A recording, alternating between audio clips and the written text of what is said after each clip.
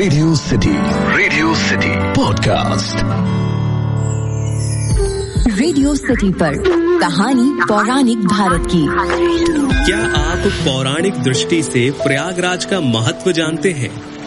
Radio city पर अखिल के साथ हैं आप और ये है कहानी पौराणिक भारत की, एक ऐसा पॉडकास्ट जहां मैं आपके लिए रामायण, महाभारत, पुराण इत्यादि से अलग अलग किस्से कहानियां लेकर आता हूं। आज मैं आपको प्रयागराज का महत्व बताता हूं जो हमारे पुराणों में लिखा है। प्रयागराज तीर्थराज कहे जाते हैं। ये समस्त तीर्थों के अधिपति हैं। 7 पुरियां इनकी रानी है और बताया जाता है कि यहीं पर गंगा, जमुना और सरस्वती का मिलन होता है। प्रयाग में प्रतिवर्ष माघ मास में मेला लगता है और इस एक मास तक जो भी प्रयागराज में संगम किनारे रहता है उसे कल्पवास कहते हैं। इतिहासकारों का ये भी कहना है कि इन्हीं पर्व के दिनों में यानी कि कुंभ के दिनों में सम्राट हर्षवर्धन प्रयाग में आकर अपना सर्वस्व दान कर दिया करते थे।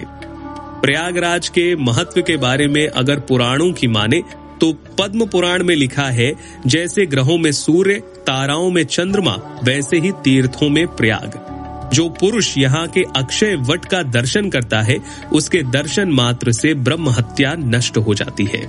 ये अक्षय वट आदि वट कहलाता है और कल्पांत में भी देखा जाता है। इसके पत्ते पर भगवान विष्णु शयन करते हैं, अतः ये वट अव्यय यानी कि जो कभी खत्म ना हो ऐसा समझा जाता है।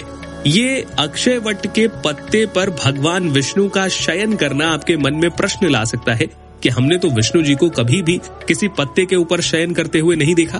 तो दरअसल ये भगवान श्री कृष्ण के बाल स्वरूप की बात की जा रही है, जिस स्वरूप को लोग मुकुंद के नाम से भी जानते हैं।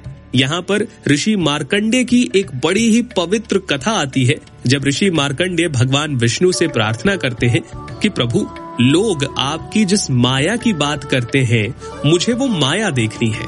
तब भगवान विष्णु उन्हें अपनी माया दिखाते हैं। प्रलय से सारी पृथ्वी सब कुछ नष्ट हो जाता है, जलमग्न हो जाता है सब।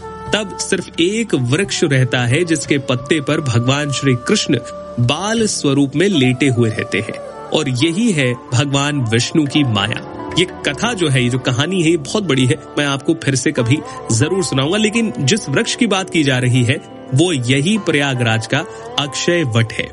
इसके साथ साथ बताया जाता है कि प्रयाग में जो माघ स्नान करता है उसके पुण्य फल की कोई गणना नहीं है।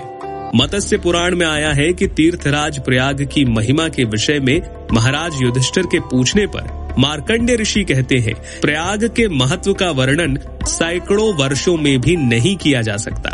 तो ये था प्रयाग का महत्व। इसी से जुड़े आगे कुछ और एपिसोड्स में आपके लिए लेकर आऊंगा, लेकिन फिलहाल के लिए इतना ही। सुनते रहिए रेडियो सिटी।